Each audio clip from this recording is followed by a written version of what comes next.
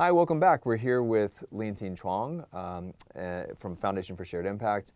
And drawing on your legal and board experience, there's something that I think within the course we're trying to kind of emphasize that, again, the acronym ESG, it sounds good. It's a nice framework that's, typology that's easy to remember. But ultimately, within 5 years, 10 years, we may not be using that acronym anymore. Who knows? I think what we're trying to emphasize is that the principles that underline ESG are definitely something that's going to stick around, even if we transition away from the specific usage of today.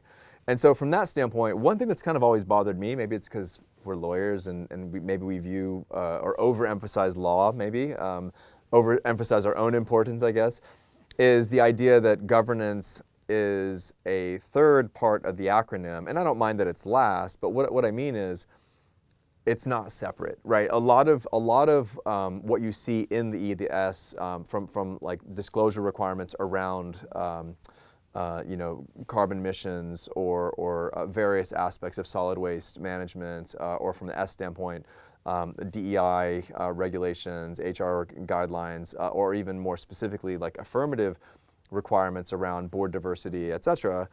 They are all part of a legal kind of codified structure or an industry-based disclosure requirement. And so therefore, they're all kind of subsets or extensions of the G.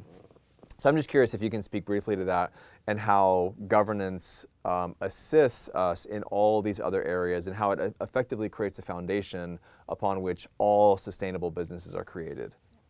So, as you said, even though the G is the last letter in ESG, I do think the G is a big driver of the E and the S also. Because if you have good G, good governance, then I think in today's world, the environmental and the social will come with it. Yeah.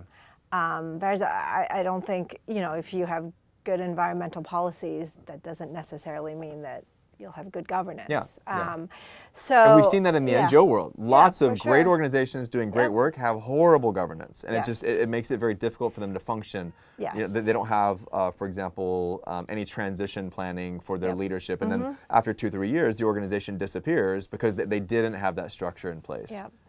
Well, because like you touched on earlier, I mean, I think because a lot of these things are codified now, and there are so many regulations and rules around the DEI and the environmental piece that, because part of the job of a board and governance is really on the compliance issues, making sure that the organization is compliant, and really looking at bigger strategy, right? And the direction of the world, the way the world is going, right? People are more concerned with the environment, and people are more concerned with the impact they have on the community around them.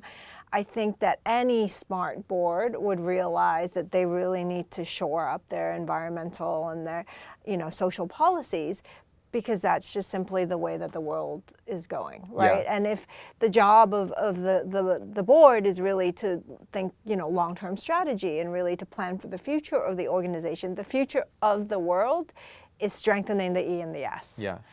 So. Now, I'll push back just a little bit because, I'm in the business school, so I'm surrounded by economists and financial experts and stuff all day long, very quantitative kind of subset. And while it is true that there is a part of the population that I think is naturally progressing towards what is hoped to be a more sustainable future, I think the reality is also true that if we did not have forced compliance in some of these areas, meaning legal standards, legal disclosure requirements, et cetera, a lot of people, a lot of organizations would continue to seek profit over purpose and other things as well.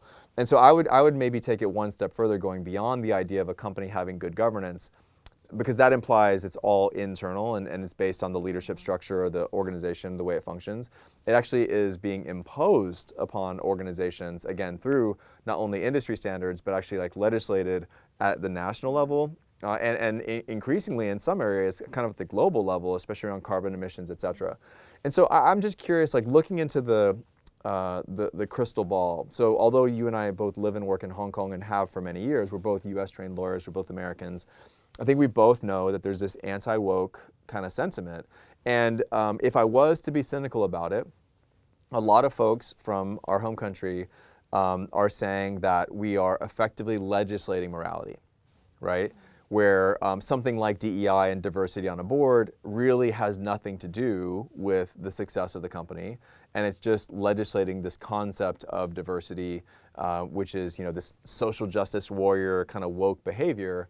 I'm just curious how you see this. There's a significant pushback right now on this, which again is why these acronyms might change, because they've already become tainted for many people, and a lot of companies are already starting to kind of pull back on some of that. So I'm curious, like, what is your position on the idea of legislating morality and using ESG as the vehicle to do that versus my position, which is more, these are maybe not eternal, but certainly like broader structural perspectives where we've created an acronym to kind of help us understand it. But like the idea of governance, the idea of the social nature of a business, for me, those are like long-term things that are going to stick around. I'm just curious, like, how you see, again, the potential conflict there. I actually, well, change is hard. Yeah. Right? I think change is hard for everyone.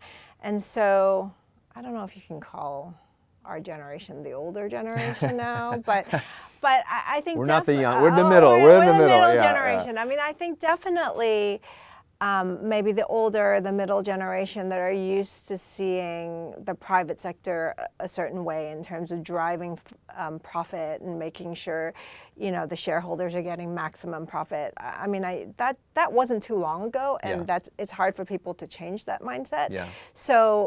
So legislating, you know, is a way, I suppose, to force the change.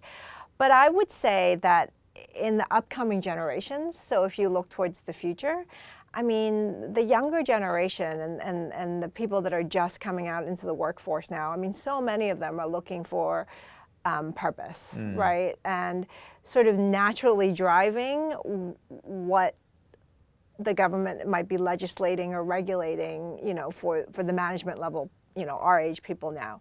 But I think the whole education system is actually teaching youth the importance of purpose. Yeah.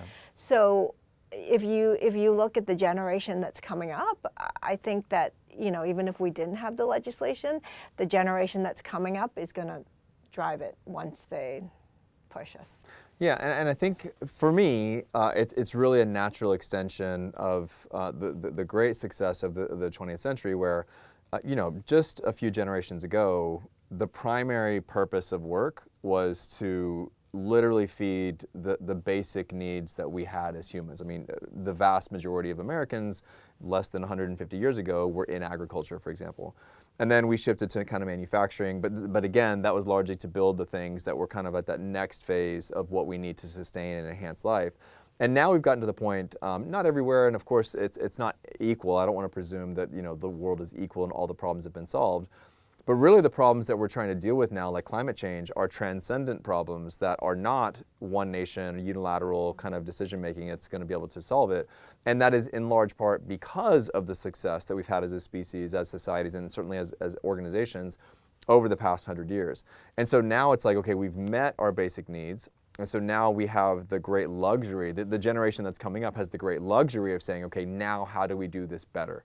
We know how to feed ourselves. We know how to create infrastructure that works for everybody. Now, how do we do this in a way that's sustainable for everybody? So I do see this as a natural progression. I don't think it's because they're different.